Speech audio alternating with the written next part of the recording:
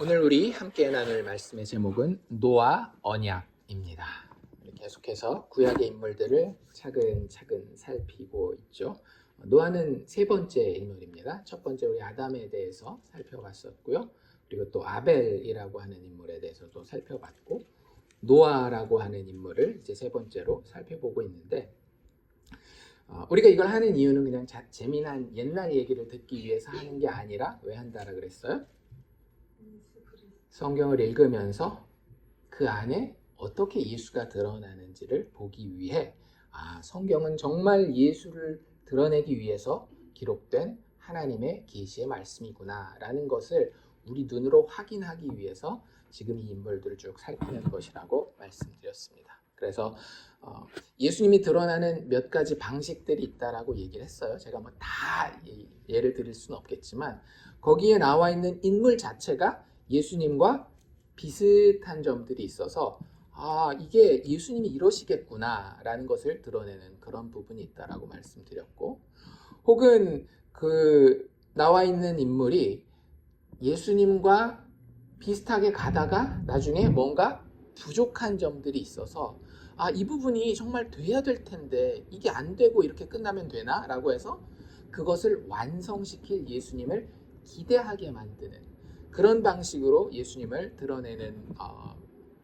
모형도 있다라고 말씀을 드렸습니다.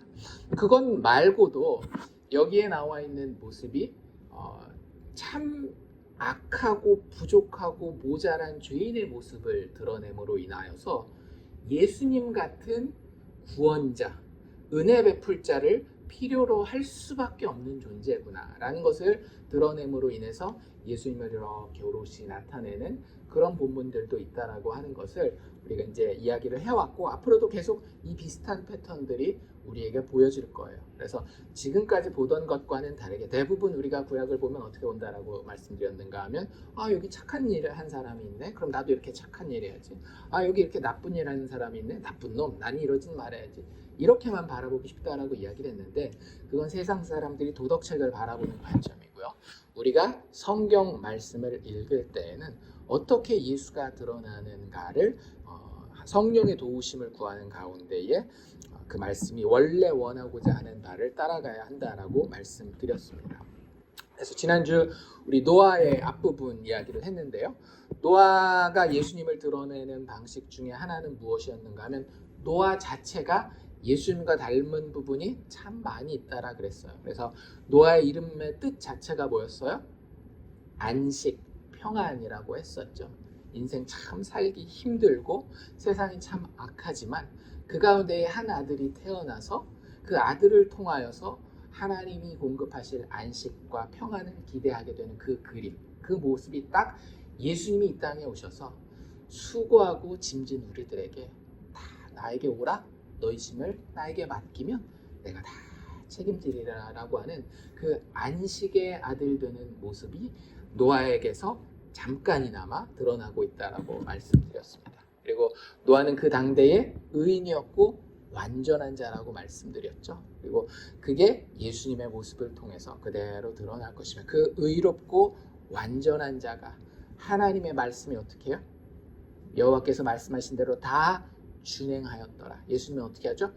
죽기까지 복종하시잖아요.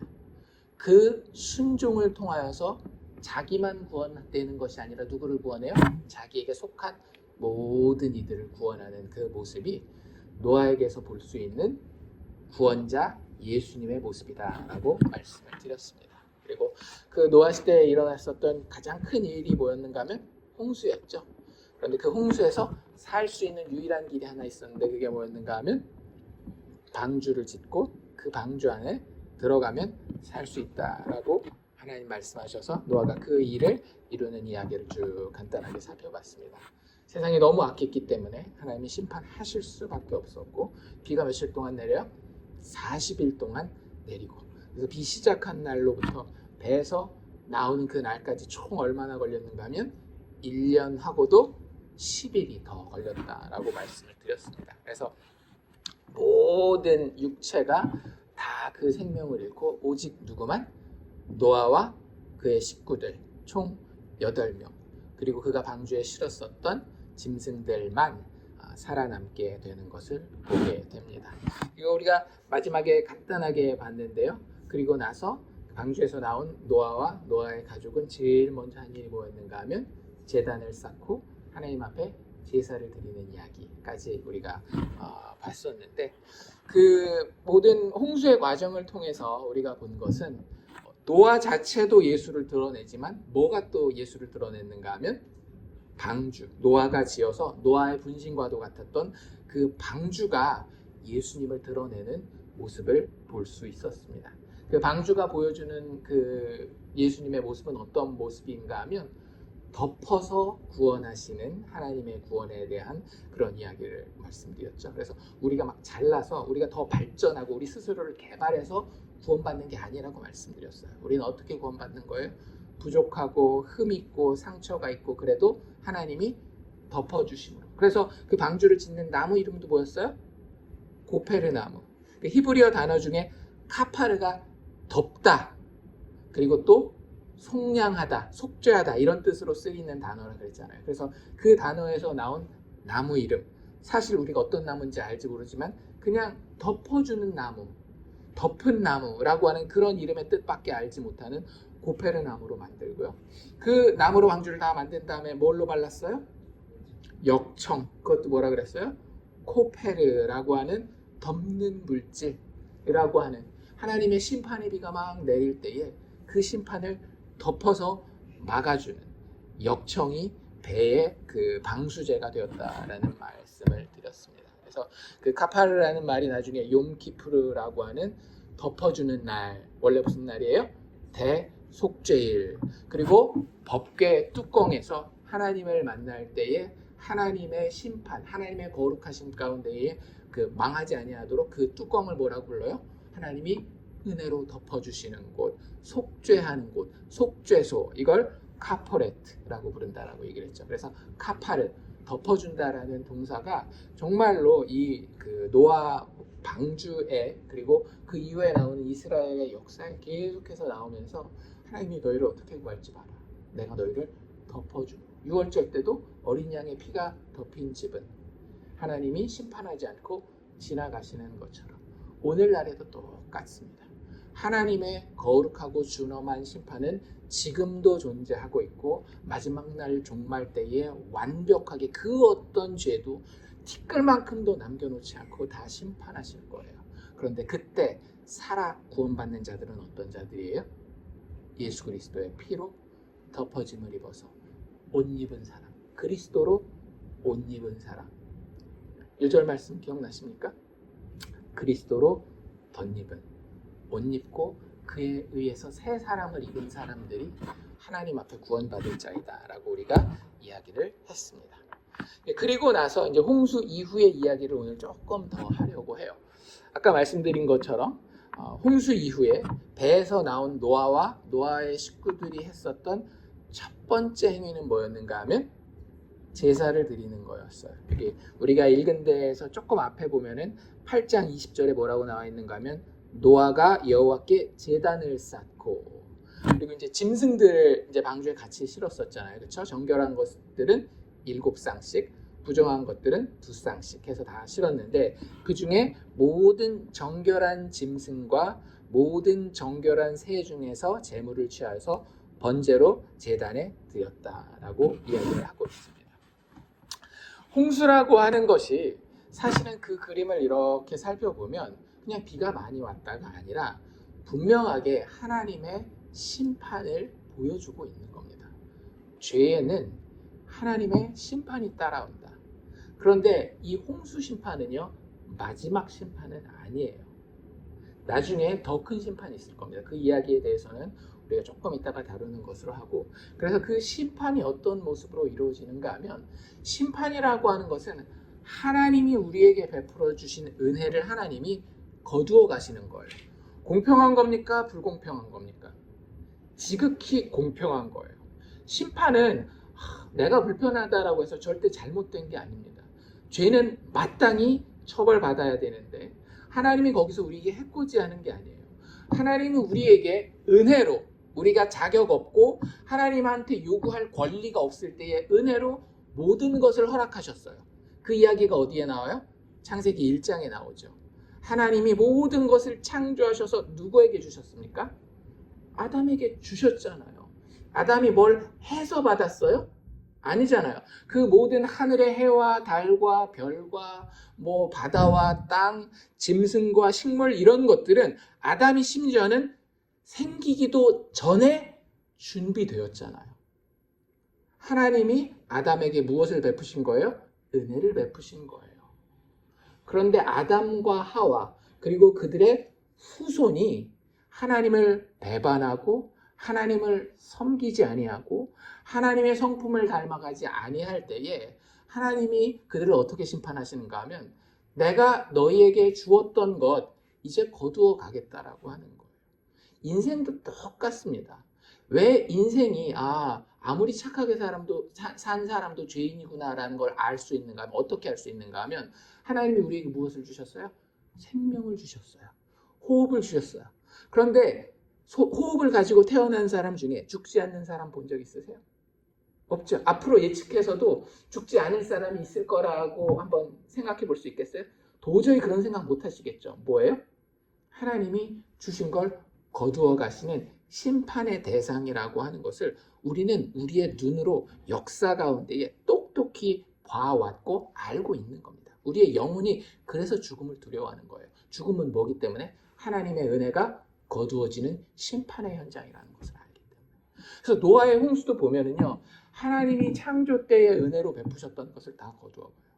그렇잖아요. 식물들도 싹 다 없어지고 짐승들도 거의 다 사라지고 또 하나님이 인간이 살기 위해서 그 기초로 뭘 주셨는가 하면 물로 막 덮여있는 땅들을 하늘 위의 물과 그 아래 물로 나뉘게 하시고 또 거기서 뭐가 드러나게 하셔요? 묻이 드러나서 땅이라고 부르시잖아요. 그런데 그걸 다 어떻게 하는 거예요? 내가 줬던 거니까 내가 가져갈게. 그게 노아 홍수였던 거예요. 창조의 해체가 노아의 홍수였었던 겁니다. 그런데 하나님이 이 창세기 8장, 9장 노아가 하나님께 제물을 드리고 그 이후에 하나님이 마음에 하시는 그 말씀이라든지 노아에게 주시는 언약들을 보면 하나님이 노아를 통해서 다시 한번 당신의 은혜를, 창조의 은혜를 회복하시는 모습을 볼 수가 있어요.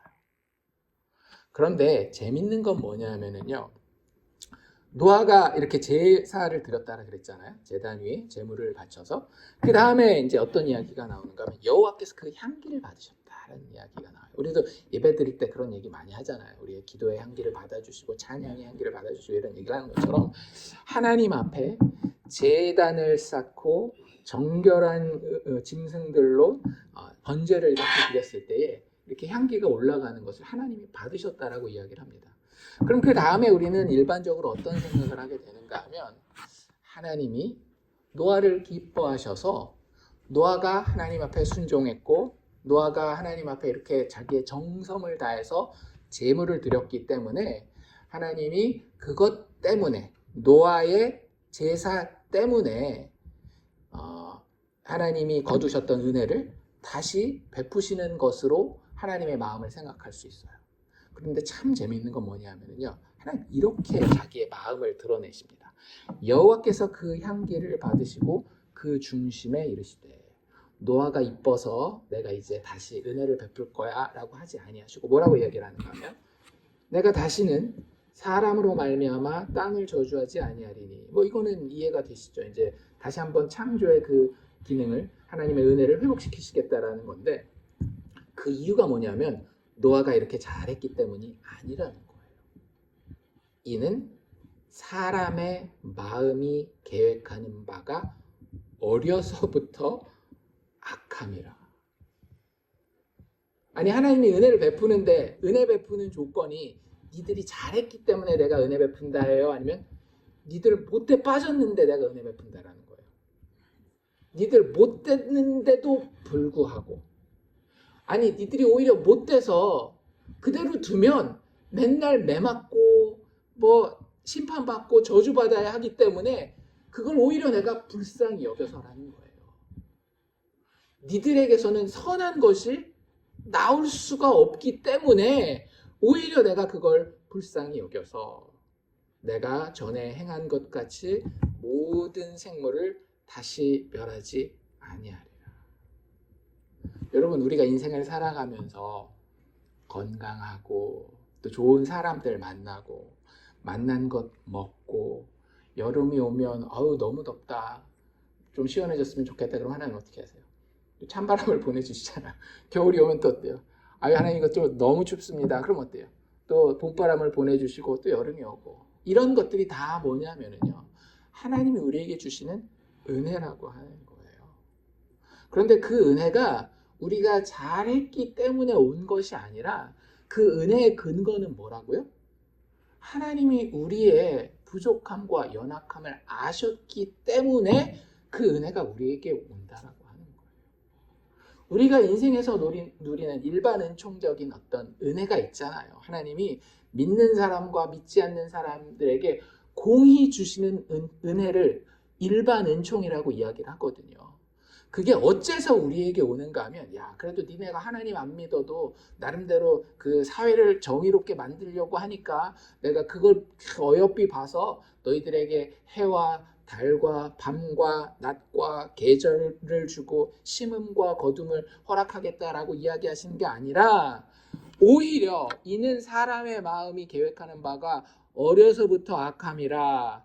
그러니 내가 은혜 베풀지 않으면 니들은 맨날 매 맞고 심판받다가 끝날 거니까 그걸 불쌍히 여겨서 땅이 있을 동안에 심음과 거둠과 더위와 추위와 여름과 겨울과 낮과 밤이 쉬지 아니라 하리라 라고 은혜를 베푸시는 거예요. 이걸 일반 은총이라고 이야기한다. 믿는 사람도 믿지 않는 사람도 창조주 되시는 하나님의 은혜가 없이는 살 수 있다 없다? 절대 없다라고 하는 겁니다. 절대 없어요. 우리가 이 땅에서 살면서 믿는 사람이건 믿지 않는 사람이건, 믿지 않는 사람은 하나님이 안 지으셨나요? 아니에요. 믿지 않는 사람들도 다 하나님이 지으셨기 때문에 무언가 기뻐할 만한, 즐거워할 만한, 행복해할 만한 것을 누리고 있다면 그것은 내가 잘났기 때문이 아니라 오히려 내가 악하기 때문에, 내가 부족하기 때문에 은혜가 필요한 불쌍한 존재로 하나님이 나를 봐주셔서 나에게 이런 좋은 일이 일어났구나라고 생각하시면 정확한 겁니다. 그러니 인생이라고 하는 존재는요, 교회를 다니건 안 다니건 교만할 일이 있어요? 없어요? 없어요. 이렇게 인생을 살다가 주변에서 인생 자랑하는 사람, 내가 나 때는 말이야 하면서 막 자기 자랑, 자기 노력 자랑하는 사람들 보면 불쌍한 사람 이렇게 생각하시면 됩니다. 인생이 어떻게 돌아가는지 모르는 거예요. 인생은 인간이라고 하는 존재의 모든 생의 연장은 하나님의 은혜의 연속입니다. 믿는 사람이건 믿지 아니하는 사람이건. 그래서 노아 언약의 특징 중에 하나가 뭐냐면요, 이 이후에 그 다음에 나오는 언약은 아브라함 언약입니다. 미리 제가 말씀드리는데, 아브라함의 언약은 딱 하나님의 백성에게로 그 언약이 한정돼요. 아브라함 언약 나오고 모세 언약 나오고 다윗 언약 나오는데 그건 다 하나님의 백성들에게만으로 딱 한정되는데, 노아 언약의 특징은 뭐냐면 모든 인류 플러스 모든 짐승들까지 다 포함하잖아요. 이 노아 언약은 그래서 굉장히 큰 의미에서 하나님이 은총으로 모든 것을 붙들고 계시다. 우리의 구원뿐만 아니라 우리의 영혼뿐만 아니라 우리의 육체의 모든 것도 붙들고 계시는 일반 은총의 굉장히 큰 근거를 여기 제시해주고 있는 거예요. 그래서 우리 이렇게 보면 정말로 그 하나님이 어떻게 인간에 대해서 보고 계시는지, 그리고 그런 걸, 인간은 근데 못된 걸 보면 어때요? 저 나쁜 놈들 왜 벌 안 받는 거야 하면서 내가 막 오히려 막 심판자가 돼가지고 뉴스만 봐도 막 흥분하잖아요. 저 나쁜 놈들 어떻게 막 처벌하고 싶고. 그런데 하나님은 그 성품 자체가 어떤 거예요?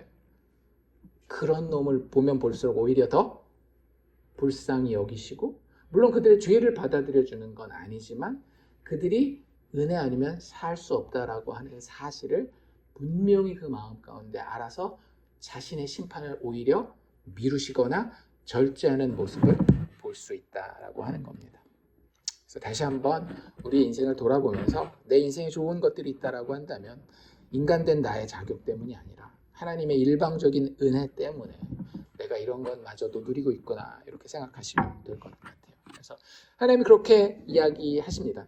사실 제가 방금 읽어드린 모습 그 부분은요, 하나님이 말씀하신 부분이 아니라 하나님이 그 중심에 마음으로 생각하신 내용이다라고 기록하고 있어요.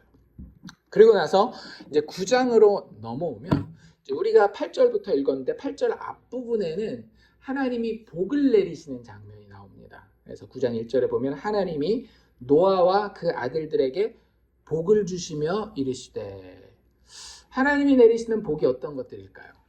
상당히 일반 은총적인 의미에서의 복을 이야기를 하고 있어요. 그러니까 육체를 가지고 사는 동안에 하나님이 생각하시는 좋은 것에 대해서 이야기를 하고 있습니다. 그런데 어디서 많이 보던 거예요. 뭐라고 복을 주시는가 하면 그들에게 이르시되 생육하고 번성하여 땅에 충만하라. 처음 본 것 같지 않은데 어디서 보셨어요? 창세기. 지금도 창세기인데요. 첫 창조할 때 누구를 만들었을 때? 아담과 하와를 만들었을 때, 사람을 처음 만들었을 때 하나님이 복을 주셨던 내용이 그대로 나오는 거예요. 그러니까 아까 말씀드렸죠. 홍수는 하나님의 심판으로서 원래 하나님이 첫 창조에서 베푸셨던 그 은혜를 거두어가는 장면인데, 이 노아의 복받는 이 장면을 보면 하나님이 지금 은혜로 첫 창조를 회복시키고 계시는구나. 그러니까 처음에 내리셨던 복을 다시 한번 확인해 주시는 거예요. 생육하고 번성하여 땅에 충만하라 라고 이야기를 하면서 아담의 창조 언약을 반복하고 아직 이게 끝나지 않았다라고 하면서 연장하고 있는 거예요. 이게 왜 끝나지 않아야 되는가 하면, 이 아담의 첫 창조 언약은요, 제가 계속 말씀드리지만 그것으로 끝나는 게 아니라 궁극적으로 뭔가 이 육체 창조 말고 더 중요한 창조가 있는데, 일단 이 육체 창조를 통해서 너희가 예습을 좀 해놔.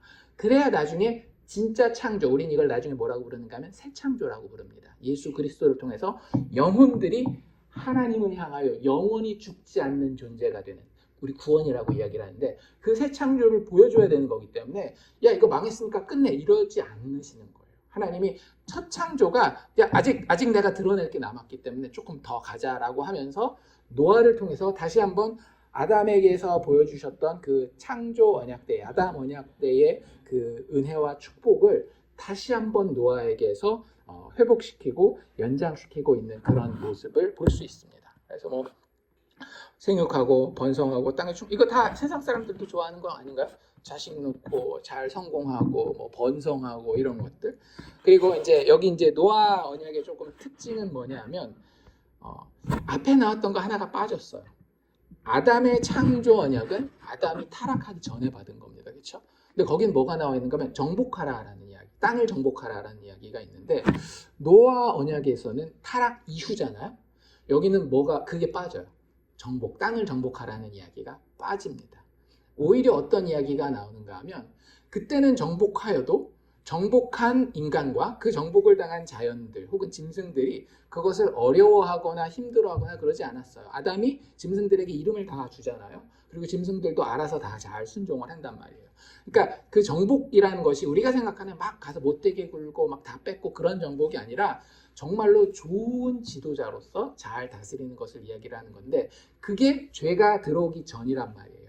근데 노아 때는 죄가 들어온 이후이기 때문에 그 정복이라는 말을 쉽게 사용하지 않는 것 같고요. 그리고 또 한 가지는 뭐냐면, 아까 이야기했었던 그 인간과 모든 하나님의 다른 피조물들이 너무나도 조화롭게 살던 그런 모습이 이제는 좀 망가진 모습이 보여요. 여기 뭐라고 나와 있는가 하면, 땅의 모든 짐승과 공중의 모든 새와 땅에 기는 모든 것과 바다의 모든 물고기가 너희를 두려워하며 너희를 무서워하리니. 완전한 조화와 화합보다는 약간의 긴장이 있는 게 보이시죠? 그리고 나서 너희를 무서워하리니 이것들을 너희의 손에 붙였다라고 이야기를 합니다. 그리고 이제부터 시작되는 것 중에 하나가 뭐냐면, 그 전에는 채소만 먹었단 말이에요. 열매만 따먹었단 말이에요. 근데 이제는 모든 산 동물은 너희의 먹을 것이 될 것이다 라고 이야기를 하면서 그 대부분의 학자들이 이야기하는 것처럼 60은 여기서부터 노아 홍수 이후부터 시작된 것으로 우리의 본문을 통해서 알게 됩니다. 그래서 그럼에도 불구하고 하나님이 뭐 너희들이 짐승 잡아먹는 건 그냥 뭐 아무렇게나 해도 돼라고 이야기하기보다는 너희가 그 고기를 먹되 그 고기의 피와 같이 먹지는 말라라고 이야기를 합니다. 그 생명되는 피는 같이 먹지 말라. 왜요? 그 피는 생명이기 때문에 생명을 소중하게, 왜냐하면 하나님이 궁극적으로 우리에게 주시기 원하는 것도 생명이잖아요. 영원한 생명, 영적 생명이란 말이에요. 산다는 건 정말 중요한 가치입니다. 우리가 아무리 좀 질병이 있건 사정이 좋지 않건 그거는 되게 2차, 3차적인 문제예요. 제일 중요한 건 생명이거든요. 그래서 짐승을, 동물들을 우리에게 음식으로 하나님이 허락해 주셨음에도 불구하고 하나님이 그 안에서 너희가 그 생명 먹는 것을 허투루 여기지 말라라고 이야기를 하십니다. 왜냐하면 짐승을 안 먹어도 그 전에 살 수 있었잖아요. 근데 왜 짐승을 먹어야만 했어요? 인간이 죄를 지었기 때문에 그 죄를 덮는 가죽옷을 입히기 위해서 첫 짐승이 죽어야 했고, 그 이후에 노아가 그 살던 시대의 사람들이 하나님 앞에 그렇게 범죄했기 때문에 모든 짐승들이 다 죽고 모든 식물들이 다 죽음으로 인해서 방주에서 내려왔을 때 음식이 먹을 게 부족하니까 짐승들을, 동물들을 먹어야 했던 거 아니에요. 그러니까 그런 모든 것들이 인간의 죄로 인해서 나오는 어떤 부수적인 그런 효과들이었기 때문에 그것에 대해서 함부로 할 것이 아니라 조심스럽게 해야 되는 거예요. 내가 살기 위해서 누군가가 피를 흘려야 되는 그런 아이러니한 모습이 나오는 거예요. 그러니까 고기 먹을 때마다 우린 누구를 기억해야 되는 거예요? 내가 살기 위해서 피 흘린 누군가를 기억해야 되는 거예요. 그 소가 됐건 돼지가 됐건 궁극적으로는 누구? 예수 그리스도. 나의 영원한 생명을 위해서 누군가는 피 흘려야 살게 되는 그 구조가 계속해서 인간의 타락 이후에 성경에 드러나고 있는 겁니다. 그래서 여기에 이제 그런 이야기들이 나오고 있는 거예요. 여기까지는 근데 사실은 생육하고 번성하여 땅에 충만하라라는 이야기를 하는 데까지는 언약이라는 단어가 등장하지는 않습니다. 히브리어로 언약은 베리트라고 하는 단어를 쓰거든요. 여기 이제 노아와 관련된 이야기에서 처음 나와요. 언약이라고 하는 거. 약속도 있지만 뭐 약속과 언약은 사실은 비슷한 거긴 해요. 근데 뭐가 조금 더 그 무게가 있고 더 중요한 것 같아요? 언약이 좀 더 무게가 있고 중요합니다. 이제 개인들끼리 약속하는 것은 뭐 약속했다가도 뭐 안 되면은 뭐 내가 뭐 한다 뭐 그런 얘기하고 뭐 다 까먹고 그러고 가는 경우도 많지만 언약은 그럴 수가 없는 거예요. 그 당시에 고대 근동 이 이스라엘 지역의 뭐 지금의 중동 지역이죠. 그 지역에서 언약이라고 하는 것은 목숨을 내놓는 겁니다. 그래서 이 노아 언약에는 아주 자세하게 나오진 않지만 그 뒤에 나오는 언약들을 보면 너 이 언약을 어기면 그걸 언약을 자기가 어긴 대가를 뭐로 치르는가 하면 피값으로, 즉 죽음으로 치르도록 해요. 나중에 우리 아브라함 언약할 때도 보지만 피를 흘리고 그 짐승들처럼 너도 죽을 거야. 이 언약을 지키지 않으면. 뭐 그런 예식들을 하는 상황들이 굉장히 많았습니다. 언약을 체결할 때는. 그렇기 때문에 훨씬 더 약속보다는 좀 더 무게가 있는 두 당사자 간에 아주 구속력이 있는 합의를 언약이라고 이야기를 하고 히브리어로는 베리트라고 이야기를 합니다. 하나님이 그 언약을 너와 너의 후손들과 맺겠다라고 이야기를 하고 있죠. 우리가 읽은 8절부터 보면 하나님이 노아와, 일단 언약을 맺는 대상이 누구예요? 노아.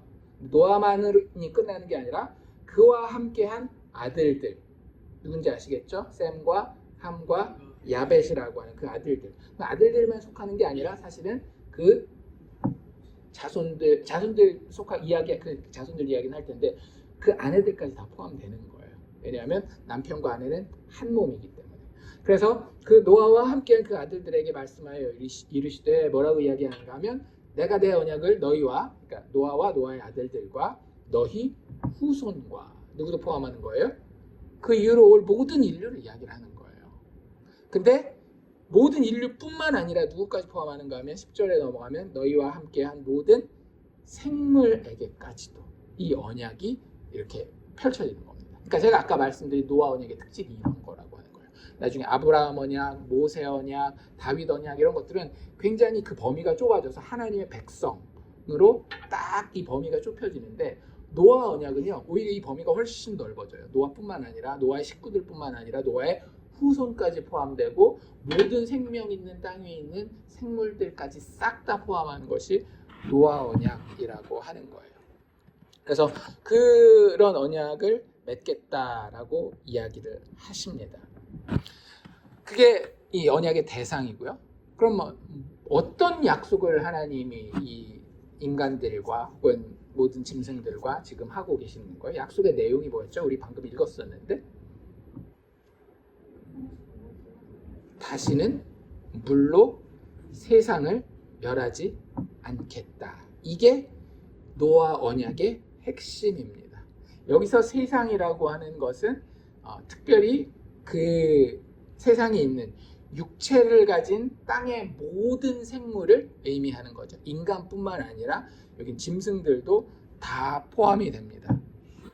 그래서 다시는 물로 세상을 멸하지 아니할 것이다. 다른 말로 표현한다면 홍수로 세상을 멸하지 아니할 것이다. 이렇게 하나님 약속하고 계시는 거예요. 그럼 어떤 분들은 조금 생각이 짧으면 이렇게 질문하실 수도 있어요.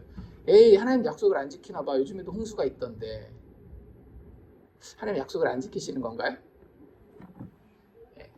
여기 나중에 이제 홍수로 멸하지 아니할 것이다. 다시는 그러니까 11절 뒷부분에 보면 땅을 멸할 홍수가 다시 있지 아니하리라 라고 얘기를 하는데 홍수가 다시 있지 않는다 그랬는데 왜 요즘에는 또 계속 홍수가 있죠? 하나님이 그 약속을 안 지키시네요. 아니면 성경이 틀렸네요. 이렇게 얘기를 할 수 있는데 원래 히브리어 여기에는 홍수라는 단어 앞에 정관사 그가 들어있습니다. 영어로는 더가 들어있어요. 세상을 멸할 지금 노아 홍수 있죠? 그런 홍수, 바로 그 홍수로 다시 있게 하지 않겠다라고 하는 이야기 하시는 거예요. 작은 홍수들은 지금도 얼마든지 있을 수 있어요. 그런데 어떤 홍수? 하나님의 궁극적인 심판으로서 모든 지상의 생물들을 멸하는 그런 홍수는 다시 하나님이 보내시지 않겠다라고 하는 거예요. 왜요? 그렇게 했다가는 살아남을 자가 없잖아요. 아까 말씀드린 것처럼 이는 사람의 마음이 계획하는 바가 어려서부터 악하기 때문에 어려서부터 악한 이 인간들이 도저히 하나님의 거룩하심과 심판을 견딜 도리가 없는 거예요. 그래서 홍수로는 내가 멸하지 않겠다라고 이야기를 합니다. 그러면 여기서 생각해 볼 수 있는 그 다음 단계는 뭘까요? 불심판은 더 이상 없다라는 얘기예요. 이게 무슨 뜻일까요? 다른 심판이 있을 수 있다라고 하는 거예요. 그리고 다른 심판은요, 이 물심판과 같지 않을 거예요. 이 물심판과 대비되는 하나님의 또 다른 심판을 성경에서는 뭐라고 얘기를 하는가 하면 불심판이라고 얘기해요. 그리고 그 맛보기를 하나님이 잠시 보여준 장면이 있죠. 어디예요? 소돔과 고모라. 하나님 심판하시는데 그때 전 지구가 아니라 딱 그 한 도시만 놓고 하나님이 나의 심판이 이제 너희에게 다시 온다라고 한다면 너희가 이전에 알고 있었던 물심판과는 다를 것이다 라고 이야기해요. 소돔과 고모라 사건에서 그 소돔과 고모라에 있었던 모든 자들은 싹 다 죽었어요. 심지어는 거기를 그리워하는 자들마저도 소금 기둥이 되어서 심판받는 것 우리가 알잖아요. 그래서 이 물로 내가 너희를 다시 심판하지 않겠다라고 하는 것은 무슨 얘기냐면 내가 이제 다시 너희를 심판한다라고 한다면 너희는 그 심판 때에는 두 번째 기회가 있을 거란 얘기예요? 없을 거란 얘기예요? 없을 거란 얘기예요. 물심판에는 두 번째 기회가 생겼죠. 노아를 통해서 다시 한번 창조의 언약이 회복되고 이러잖아요. 근데 불심판은 그렇지 않다는 거예요. 우리의 인생은 뭘 앞두고 있을까요? 불심판을 앞두고 있는 겁니다. 우리가 받게 될 심판은 더 이상 물심판이 아니에요. 무슨 얘기냐면 우리가 육체의 생명을 끝내는 그 순간 우리는 다시 기회가 있다 없다? 없어요. 그래서 인생이 중요한 겁니다. 그래서 인생의 의미가 무엇인지를 알고 사는 것이 너무나 중요한 거예요. 그냥 편하게 잘 살고 건강하게 백수를 누리고 다른 사람들한테 존경받고 자식들 잘 되는 거 보면서 뿌듯하는 것이 인생의 목적이라고 생각한다면 천만의 말씀이에요. 우리의 인생은 제가 아까도 말씀드린 것처럼 반드시 눈 감게 돼 있어요. 그렇죠? 일반 은총은 그 마지막 유통기한이 있기 때문에 우리의 육체의 생명이 끝날 때에 끝나고 어디에 서게 돼 있어요? 하나님의 심판대 앞에 서게 돼 있어요. 그런데 그 심판은 노아에게 이야기하셔서 하나님이 보여주셨던 물심판과 같지 않은 불심판이라고 하는 거예요.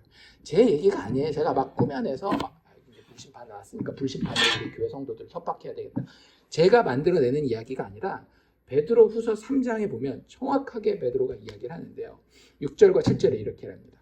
이로 말미암아 그때는 노아 때를 이야기를 하는 겁니다. 세상은 물이 넘침으로 멸망하였으되, 멸망했지만 남은 자들이 있었어요, 없었어요? 두 번째 기회를 받는 자들이 있었잖아요. 그때는 그렇게 물로 심판하셨지만 이제는 예수님이 오시고 마지막 불심판을 바라보는 우리 시대를 이야기를 하는 겁니다. 이제는 하늘과 땅은 그 동일한 말씀으로 불사르기 위하여, 뭐 하기 위하여? 불사르기 위하여. 무슨 심판이에요? 불심판. 불사르기 위하여 보호하신 바 되어 경건치 아니한 사람들의 심판과 멸망의 날까지 보존하여 두신 것이라. 예수님 오신 이후로 인류가 역사가 기다리는 것은 단 하나예요. 하나님의 마지막 엄위하신 심판, 불의 심판을 기다리고 있는 겁니다. 그 불은 이미 임했어요. 예수님과 함께 예수님 오셔서 뭐라 그랬어요? 내가 너에게 불을 던지러 왔노라 라고 이야기를 하시잖아요. 예수님의 오심은 불 심판을 가지고 오신 겁니다. 아직 다 완성하지는 않으셨지만 그 심판은 시작되었어요. 그리고 누구에게 임할까요? 모든 이들에게 임합니다. 근데 놀라운 건 뭔지 아세요? 이 불심판 가운데에 어떤 이들은 멸망케 됨을 당하고요, 어떤 이들은 이 불로 말미암아 정결하게 됨을 입습니다. 참 놀랍지 않나요? 구원받은 자들에게 있는 증거가 뭐예요? 성령 아닙니까? 그런데 그 성령이 처음 오셨을 때 사도행전 2장이 어떤 모습이었는지 기억나세요? 성령 받은 모든 자에게 불의 혀에 갈라진 것 같은 것이 임하셨어요. 불이 임했다라고요. 근데 그들은 죽기보다 오히려 어떻게 돼요? 예수의 피로 정결케 되는 역사를 맛보잖아요. 예수님께서는 이 두 번째 불심판의 주인이십니다. 그래서 불을 들고 오셔요. 그리고 불을 모든 사람에게 던지십니다. 그런데 어떤 사람들은 그 예수를 거절하기 때문에 그 불에 의해서 다 심판받고 영원한 지옥 가운데에 떨어지는데, 어떤 이들은 예수님이 불을 던지시면 어때요? 겸손하게 그 불을 받고 주님, 제가 죄인입니다. 나를 태워주시옵소서. 예수님의 태우심이 나의 창피함과 나의 멸망이 되는 것이 아니라 오히려 나의 정결함이 되는 거예요. 여러분들 이사야 기억나십니까? 이사야가 누구를 만나요? 하나님을 만나잖아요. 예배 드리러 왔다가 기대도 하지 않았던 하나님을 만났을 때 이사야가 뭐라고 합니까? 화로다 나여 죽게 되었도다. 왜? 거룩하신 하나님을 봤으니까. 근데 그때 이사야가 어떻게 살아요? 그 거룩한 하나님 앞에서 천사가 성전 제단에서 숯불을 들고 와서 그 입술에 대니 그제서야 살게 되잖아요. 똑같은 겁니다. 성령의 불을 받으셨습니까? 그 불이 내 안에 모든 죄를 내가 견딜 수 없을 정도로 싫어하게 만드셨습니까? 하나님을 바라보지 아니하고 하나님을 믿지 못하고 여전히 나의 꾀로 인생을 어떻게 살아갈까 때문에 스트레스 받고 있고, 그 모든 죄를 태우시는 것이 예수 그리스도께서 우리에게 던지시는 성령의 불이라고 하는 거예요. 예수님 친히 이렇게 말씀하십니다. 마태복음 3장 11절인데요. 나는 너희로 회개하기 위하여, 이 세례 요한이 하시는 말인데요. 예수님에 대해서 나는 너희로 회개하기 위하여 물로 세례를 베풀거니와, 세례 요한이 물 세례를 베풀잖아요. 그런데 내 뒤에 오시는 이는 나보다 능력이 많으시니 나는 그의 신을 들기도 감당하지 못하겠노라. 그러면서 예수님에 대해서 정확하게 이렇게 얘기를 합니다. 그는 성령과 불로 너희에게 세례를 베푸실 것이요. 그래서 우리는 노아의 이 홍수 사건을 볼 때마다, 그리고 하나님이 내가 더 이상은 물로 그와 같은 홍수로 너희를 심판하지 않겠다라고 했을 때 그래 안심하고 이제 내 마음대로 살아야 되겠다라고 마음을 먹기보다는 우리 마음 가운데 이제 남은 것은 하나밖에 없구나. 뭐요? 불의 심판. 그 마음을 가지고 내가 예수의 성령 받지 아니하고는 살 수 없는 자구나 라는 그런 영적으로 깨어있는 마음을 우리가 좀 더 가지면 좋겠다라는 생각이 듭니다. 어쨌든 하나님이 노아와 그의 아들들 그리고 그 후손에게 다시는 물로 멸하지 않겠다라고 하는 그런 약속을, 언약을 맺고 계시는 거예요. 그런데 아까도 말씀드린 것처럼 언약이 약속과 다른 점이 뭐라 그랬어요? 구속력이 있다라는 거죠. 만약에 이 의무를 다 지지 않으면 누군가가 책임을 져야 돼요. 그래서 고대 근동에 이 언약을 맺는 데는 두 가지 정도의 배경이 있었습니다. 하나는 보통 뭐라고 얘기를 하는가 하면 그 동등조약이에요. 이게 말만 들어도 아시겠죠? 동등조약. 약속을 맺는 두 이 사람이 어떤 거예요? 동등한 거죠. 이 사람이 더 힘이 세고 이 사람이 더 힘이 약하고 그런 게 아니라 둘 다 같은 힘을 가지고 있을 때 조약을 맺습니다. 그러면 이 약속을 지켜야 되는 의무는 누가 질까요? 동등하니까 쌍방이 다 지게 되는 거예요. 이 사람이 안 지켜도 이 사람이 안 지키면 이 사람이 이제 그 책임을 져야 되는 거고, 이 사람이 안 지키면 이 사람이 그 책임을 져야 되는 게 동등조약이에요. 그게 한 가지 이제 그 당시에 맺던 그 언약의 방식이었고, 또 하나는 어떤 방식이 있는가 하면 종주권 조약이라고 하는 게 있어요. 이건 조금 이제 말을 들어보시면 아까 동등 조약이랑은 다르죠. 종주는 뭐예요? 종이 있고 주인이 있다라는 거죠. 전쟁을 해요. 그러면 결판이 날 거 아니에요. 누군가는 승리할 것이고 누군가는 패배할 거란 말이에요. 아니면 쳐들어왔는데 딱 보니까 이거 게임이 안 되게 생겼어. 그럼 아예 처음부터 어떻게 해요? 100개를 들고 나가서 이 조약을 맺는 거예요. 종주권 조약.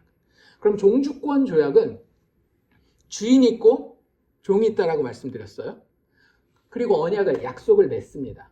그 약속을 맺으면 그 약속을 어겼을 때에 누가 그 책임을 질까요? 종이 책임을 져요. 예, 왜냐하면 이게 힘에 의한 거기 때문에 주인은 야 내가 지켜줄게 라고 하지만 그건 말뿐이고, 물론 지켜주기도 하겠지만 얼마든지 나는 힘이 있으니까 너 아니어도 돼 이런 상황이기 때문에 항상 종주권 조약에서는 종이 책임을 지게 돼 있어요. 그래서 아까 그 짐승을 갈라 놓으면 이렇게 걸어갈 때에 동등조약에서는 둘이 걸어간다라고 한다면 종주권 조약에서는 둘이 걸어가기도 하지만 어떤 때는 혼자 걸어갈 수도 있는 거예요. 만약 혼자 걸어가면 누가 걸어가겠어요? 종된 자가 이게 지나가면서 야, 내가 안 지키면 내가 이렇게 찢겨 죽을 거야. 뭐 이런 그런 마음으로 지나가는 거예요. 실질적으로. 그래서 그런 조약인데 누구는 동등조약이 됐건 종주권 조약이 됐건 누구는 절대 책임지지 않아요? 힘 있는 자는, 주인은 절대 책임을 지지 않아요. 그 당대의 모든 언약이 그랬어요. 그냥 쌍방의 책임을 지거나 아니면 힘이 약한 자가 책임을 지거나, 이게 그 당대에 맺는 모든 조약이요 언약이었습니다. 오늘날은 안 그런가요? 오늘날도 똑같죠. 뭐 이게 무슨 계약할 때에 힘이 비슷하면 서로 좀 이렇게 균등하게 책임을 지지만 힘이 좀 약하면 계약이 대부분 어때요? 좀 불공정하게 약한 사람 좀 불리하게 되잖아요. 그런 거예요. 근데 노아 언약은 달라요. 노아와 하나님은 동등 조약이겠어요? 종주권 조약이겠어요? 이 힘의 균형을 가지고 생각한다라고 한다면 종주권 조약일 수밖에 없어요. 하나님이 이미 노아가 속한 세상을, 땅을 초토화를 만들었잖아요. 쳐들어와서. 그럼 힘의 우위가 어디에 있는지는 너무나 분명한 거예요. 하나님 쪽에 힘의 우위가 아주 강하게 드러나 있는 상황입니다. 노아가 뭐라고 진짜 한마디도 할 수 없는 그런 상황인데, 그러면 당연히 누가 책임져야 되는 거예요? 이 언약에 대해서 노아가 책임을 져야 되는 거예요. 그런데 노아 너 이렇게 해라 저렇게 해라 이렇게 하면 내가 벌 준다 그런 얘기가 한마디도 없었어요. 내가 홍수로 물로 더 이상 땅을 심판하지 않겠다라고 이야기할 때에 만약에 내가 다시 홍수로 심판해야 될 때가 와서 홍수로 심판하면 나는 진짜 참고 싶었지만 니들이 나를 계속 긁어서 어쩔 수 없이 내가 심판한 거니까 네가 책임져. 원래 이래야 되거든요. 그런데 하나님이 그냥 내가 책임지고 물로 다시 심판하지 않겠다. 네가 할 건 아무것도 없어. 라고 이야기하는 거예요. 다시 말하자면 일방적으로 그 종의 주인 되신 하나님이 의무를 지시겠다라고 이야기하시는 거예요. 그러니까 하나님은요 항상 세상이 상상할 수 없는 자리에 서 계신 것을 볼 수 있어요. 세상은 힘이 있으면 무조건 자기보다 못하고 낮은 자들을 밟고 그 위에 서고 이용해 먹지만 하나님 그러지 않으세요. 하나님이 힘이 없어요? 아니요, 힘이 있어요. 근데 그 힘을 당신의 거룩함과 공평과 정의를 위해서 사용하는데 심지어 심판하실 그때도 불쌍히 여기시는 분이 하나님이라는 거예요. 이놈이 내 종임에도 불구하고 분명히 나를 배신할 거고 이 약속을 못 지키도록 어떻게 해서든지 이끌고 갈 텐데 그러면 내가 그때는 더 본때를 보여주리라가 아니라 하나님 어떻게 하시는 거예요? 내가 그거 다 알고 있으니 더 불쌍히 여기시겠다. 진짜 놀랍지 않나요? 그게 우리 하나님입니다. 어떤 분들은 성경을 보면서 하나님 무섭다, 막 심판하시고 막 이러는데 성경을 제대로 안 본 거예요. 하나님이 약속 맺으시는 장면마다 심지어는 심판하시는 그 장면마다 하나님의 은혜로우심이 얼마나 크게 드러나는지 몰라요. 노아 언약이 그걸 보여주고 있고요. 참 재미있는 건 뭐냐면 그 약속을, 그 언약을 꼭 지키겠다라고 하나님이 뭐까지 주시는가 하면 증표까지 주셔요. 그 증표가 뭐였어요? 무지개. 무지개가 무슨 뜻인지 잘 모르겠어요. 한국말로 무슨 뜻이 있을까? 뭐 뜻이 있으니까 무지개라고 얘기를 했겠죠. 근데 이제 영어로는 무지개가 뭐냐면 레인보우라고 얘기를 해요. 레인이 비, 보우가 혹시 뭔지 아세요? 활이에요. 이렇게 우리가 화살 쏘는 그 활 모양이 어떻게 생겼어요? 이렇게 생겼잖아요. 그러니까 비 올 때 보게 되는 활, 그래서 레인보우입니다. 이제 우리한테 중요한 건 영어가 중요한 게 아니라 한국말이 중요한 게 아니라 뭐가 중요해요? 하나님이 우리에게 주신 성경이 중요하잖아요. 이 히브리어 단어는 정말 무슨 뜻을 가지고 있는 단어일까? 하나님이 언약의 증표를 주신 이 무지개라는 단어가 히브리어로 캐셰트라고 하는 단어인데 이 단어는 정확하게 활이라는 뜻입니다. 무지개라는 뜻이 아니라 활이라는 뜻이에요. 하나님께서 다시는 물로 멸하지 않겠다는 약속의 증표를 주신 이 무지개의 단어 뜻은 활이라는 뜻이고 원래 활은 이렇게 휘어 있잖아요. 그렇죠? 이렇게 휜 쪽이 어디를 항상 향하게 돼 있어요? 아니에요. 그냥 활. 대적을 향하게 돼 있죠. 공격 대상과 심판 대상을 향해서 이렇게 휘게 돼 있단 말이에요. 그런데 이 언약에서, 노아 언약에서 이 활이 어디를 향하고 있어요? 더 이상 땅을 향하고 있지 않아요. 홍수 기간 동안에는 하나님의 심판의 활이 어디를 향하고 있었던 거예요? 땅을 향하고 있었던 거예요. 비가 마치 무엇 같았던 거예요? 하나님의 심판의 화살 같았던 거예요. 계속해서 쏘아대면서 심판을 받아야 할 하나님의 공격 대상들, 죄악된 그 포악한 인간들이 다 죽을 때까지 하나님이 화를 계속 쏴댔던 거예요. 그런데 하나님이 그것을 멈추시고 노아와 언약을 맺으시면서 그 활이 거꾸로 돌리면서 더 이상 내가 너에게 이 활을 쏘지 않겠다라고 얘기해요. 그러니까 실질적으로 그 고대 근동이라든지 이집트까지 가서 있는데 보잖아요. 조약을 맺고 더 이상 전쟁을 안 하겠다라는 그런 장면을 보면 활이 어떻게 되어 있는가 하면 활을 이렇게 들고 있는데 이쪽 대적을 향해서 되어 있는 게 아니라 거꾸로 돌려져 있어요. 이게 무슨 얘기예요? 더 이상은 내가 너희와 싸우지 아니하고 화평한 조약을 맺겠다 이런 얘기예요. 그러니까 하나님이 그 활을 돌려놓으신 거죠. 대적을 땅으로 보지 아니하고 내가 너희를 더 이상 멸하지 않겠다. 대적으로 심판 삼지 않겠다라는 증거로 무지개를 이렇게 활로 남겨놓으신 겁니다. 그런데 단순하게 내가 너희를 공격하지 않겠다, 심판하지 않겠다 정도로만 이해하시면 우리는 더 중요한 의미를 놓칠 수가 있어요. 왜냐하면 누군가가 이 언약에 대해서 앞으로 시간이 흐르다 보면 어길 수 있겠죠. 그때는 어떻게 해야 돼요? 다시 방향을 돌려서 대적을 향해서 공격을 해서 정의를 실현해야 될 거 아니에요. 그런데 하나님께서는 이건 언약 변치 아니하는, 여기 대대에 영원히 이런 표현들 나오잖아요. 대대에 세우는 언약의 증거다.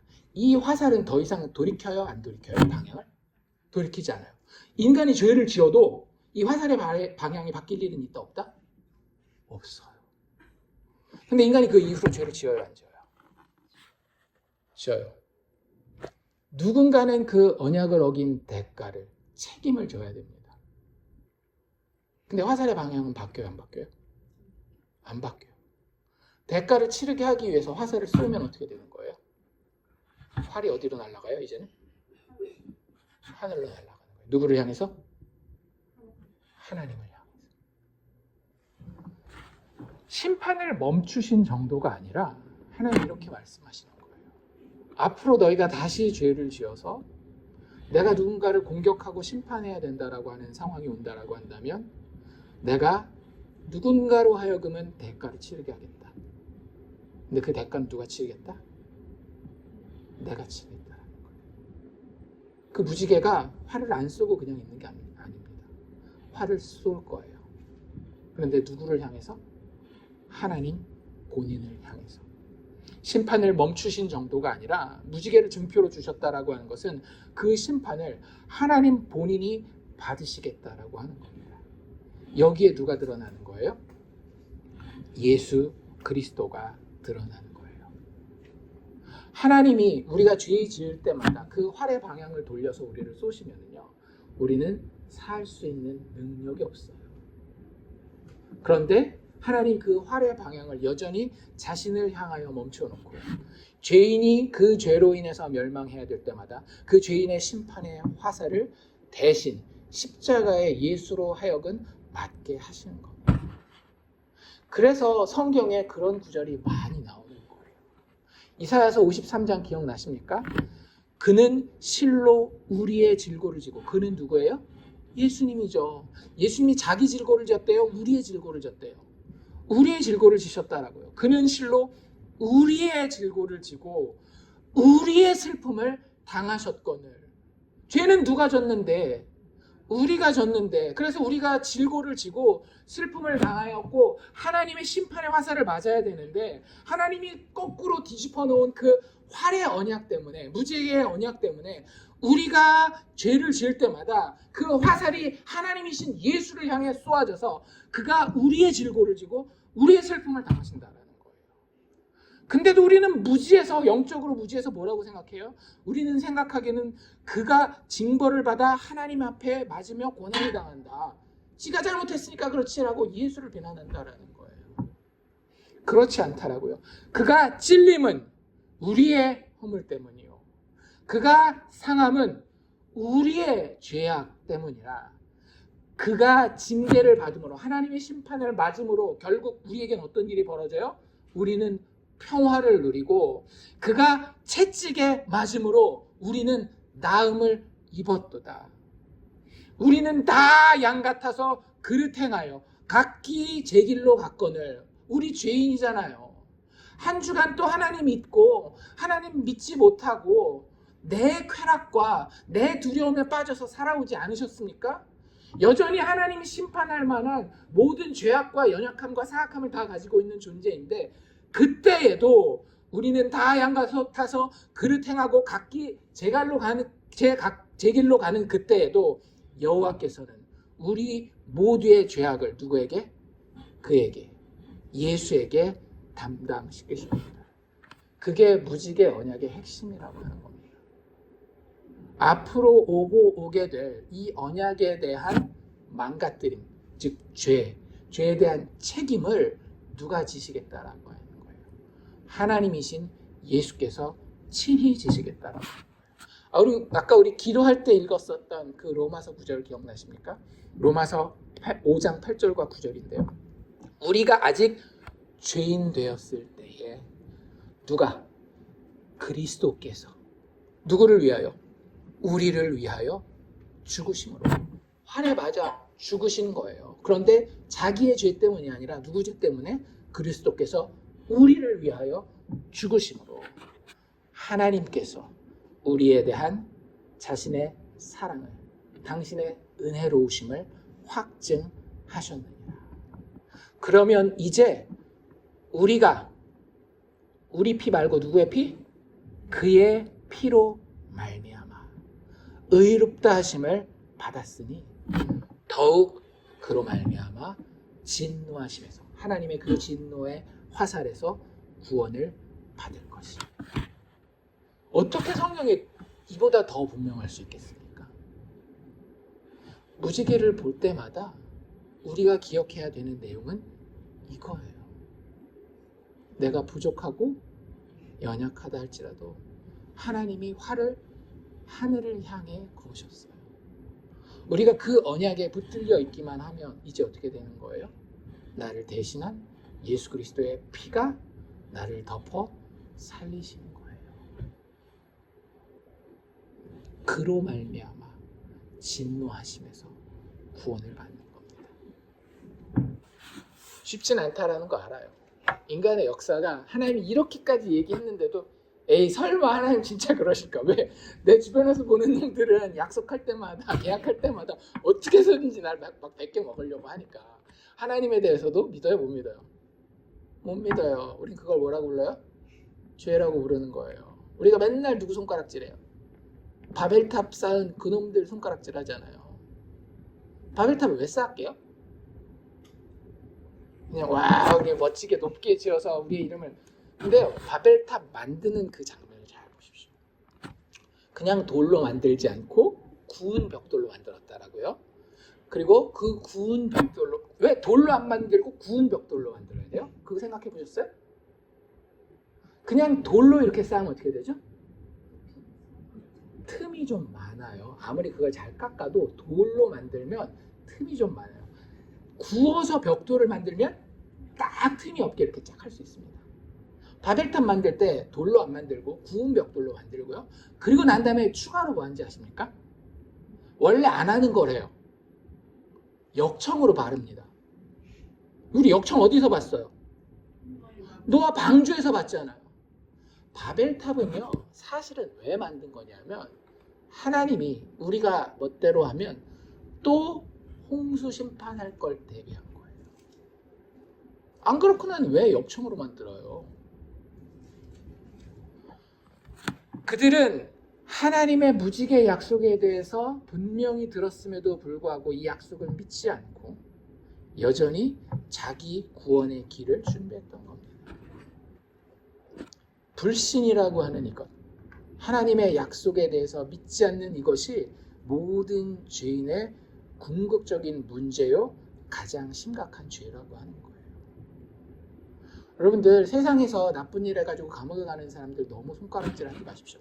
그분들이 잘못하지 않았다라는 이야기가 아니라 하나님이 우리를 향해서 보시는 죄는 뭐냐면, 나는 너에게 은혜 베풀기로 약속했어.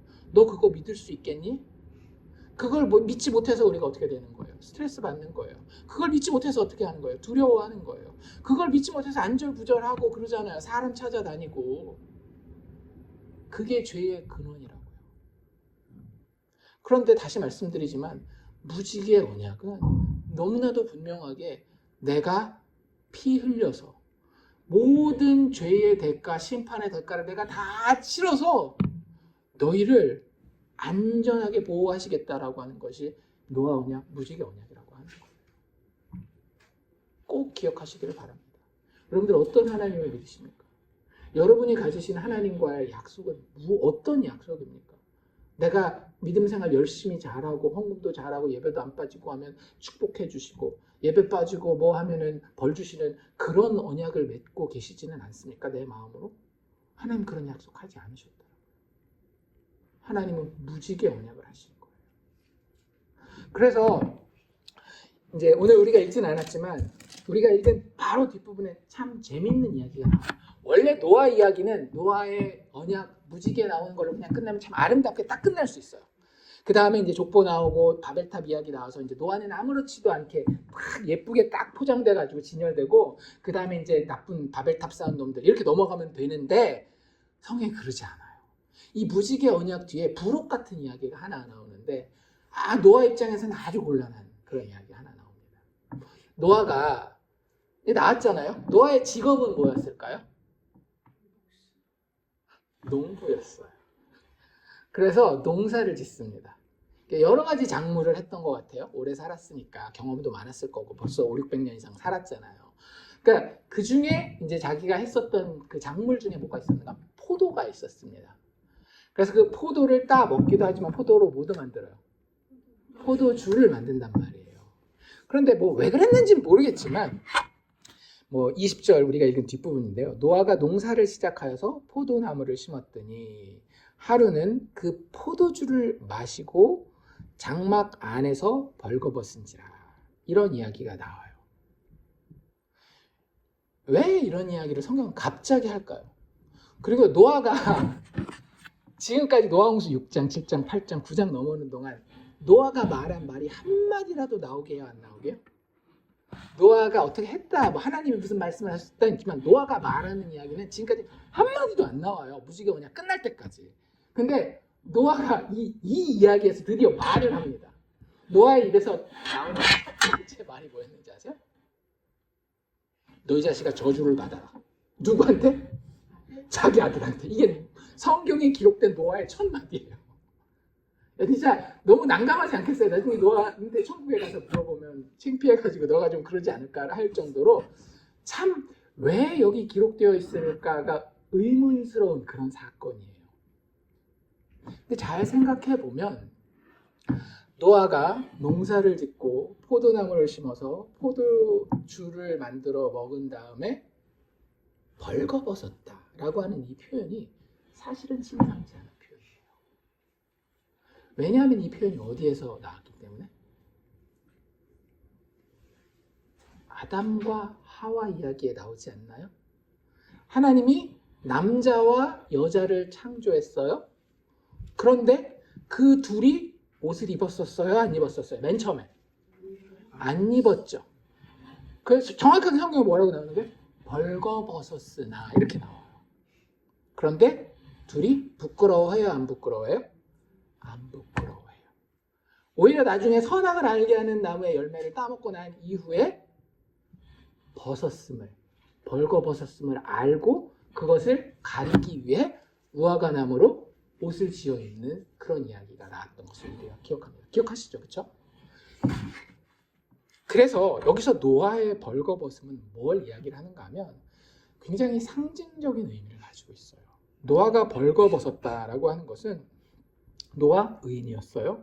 당대의 완전한 자이고 하나님과 동행하는 자였음에도 불구하고 그가 하나님 앞에서 충분했다, 충분하지 못했다?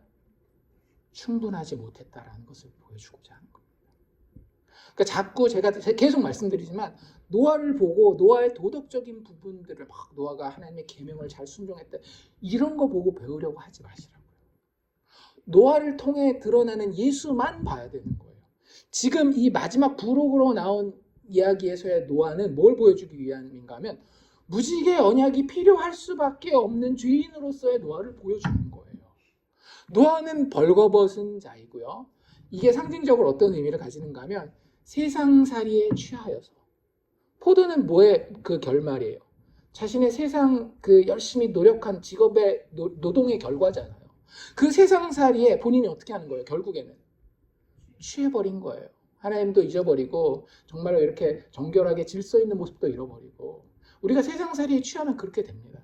세상살이에 취해서 막 사는 그 모습이 다른 사람 보기에 이쁠까요? 취해 보일까요? 취해 보입니다. 우리가 왜 맨날 드라마 같은 데서 부자는 나쁜 놈, 가난한 사람 착한 놈 이렇게 나오겠어요? 사실 노력은 누가 더 많이 했는데 부자 되는 게 힘든 겁니다. 노력 억수로 했어요. 그런데 그 세상살이에 취해서 살아가다가 보면, 뒤돌아보면 내 모습은 어때요? 하나님 보시기에, 심지어는 세상이 보기에도 도덕적으로 벌거벗은 부끄러운 모습이라. 근데 자신은 인식하지 못하고 영적으로 잠들어 있죠. 노아도 결국 누가 필요한 거예요? 덮어주시는 구원자 예수의 은혜가 필요한 죄인이었던 겁니다. 벌거벗음은 노아의 수치와 창피를 이야기를 하는 거고요.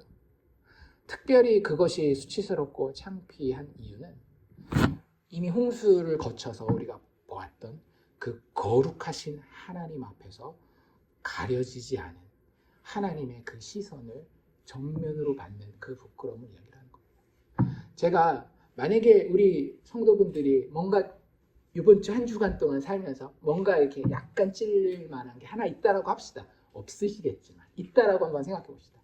근데 그걸 그냥 내가 그때 그거 좀 잘못하고 좀 창피한 일인 거긴 한데 이렇게 지나가는 것과 정 목사가 딱 가서 수요일 날 오후에 무슨 일 했는데 어떻게 교회 다니면서 그러실 수가 있습니까? 눈 똑바로 쳐다보고 내가 막 반박도 할 수 없게 너무나 정확하게 내 마음의 동기까지 막 다 얘기하면서 이야기하면 어떨 것 같아요? 못 견딥니다. 그게 남편과 아내 관계라 할지라도요 무너질 수밖에 없어요. 근데 하나님의 거룩하신 시선이 아무것도 가리지 않은 상태에서 나를 쳐다보고 있다라고 한다면 얼마나 부끄럽고 얼마나 수치스럽고 얼마나 도망가고 싶을까요? 지금 노아의 벌거벗음이 딱 그 상황이라고 하는 거예요. 당대 인간 중에 최고였던 노아마저도 덮어줌이 없이는 얼마나 부끄러운 존재였는지. 하물며 하나님 앞에서는 아들이 보기에도 못났잖아요. 그러니까 막 손가락질하고 가서 형님들한테 막 이야기하고 막 이러잖아요. 아들이 보기에 부끄러웠던 그 모습이 하나님 보시기에는 얼마나 더 부끄럽고 수치스러운 모습인지, 그게 우리의 존재라고 하는 거예요. 그런데 뒤에 축복받는 아들 둘 나오죠. 셈과 야벳. 그 둘은 어떻게 해요? 그 부끄러움을 보지 아니하고 일부러 간과하고, 그렇죠? 덮을 것을 들고 가서 덮어주어요. 노아가 더 이상 부끄러워요? 안 부끄러워요? 부끄럽지 않아요. 왜요? 덮음을 입었기 때문에. 무지개를 주심으로 내가 더 이상 너를 심판하지 않겠다. 내 언약 가운데 들어오면 네가 아무리 더럽고 부끄럽고 수치스럽다 할지라도 내가 너를 직접 심판하지 않겠다. 내가 차라리 나를, 내 스스로를 쏴서 거기 나오는 그 피로 너를 덮어줄 테니 걱정하지 말라라는 거예요. 베드로 전서에서 베드로는 이렇게 이야기를 합니다. 2장 24절인데요. 친히 나무에 달려 그 몸으로 우리 죄를 담당하셨으니, 우리의 부끄러움을 담당하셨으니, 우리의 벌거벗음을 담당하셨으니, 이는 우리로 죄에 대하여 죽고 의에 대하여 살게 하려 하십니다. 그가 채찍에 맞음으로 너희는 나음을 입었느니라. 아까 봤던 이사야 53장 그대로 나오고 있죠. 노아의 무지개 언약에서부터 이것이 계속 보여지고 있었던 겁니다. 홍수 이야기 보면서, 노아의 이런 이야기들 보면서 우리가 뭘 기억해야 되겠습니까? 누구를 기억해야 되겠습니까? 위인 노아가 아니라요, 차라리 죄인인 나, 그리고 그 죄인을 품어주시는 은혜의 하나님, 예수 그리스도의 십자가의 죽음과 부활을 통해 드러난 그 은혜의 하나님을 기억하는 것이 이 노아의 이야기를 제대로 읽는 방법인 줄로 믿습니다. 하나님의 진노의 화살을 죄인인 우리 대신 맞아서 우리를 죄에 대하여는 죽고 의에 대해서는 살게 하신 그 예수 그리스도, 우리에게 다가오는 이 한 주간 동안 더 묵상하고 그분을 기뻐할 수 있는, 하나님이 부족하지만 노아를 기뻐하신 것처럼 우리도 그 예수 안에 드러나는 하나님을 기뻐하는 자들 다 되기를 주의 이름으로 축원합니다.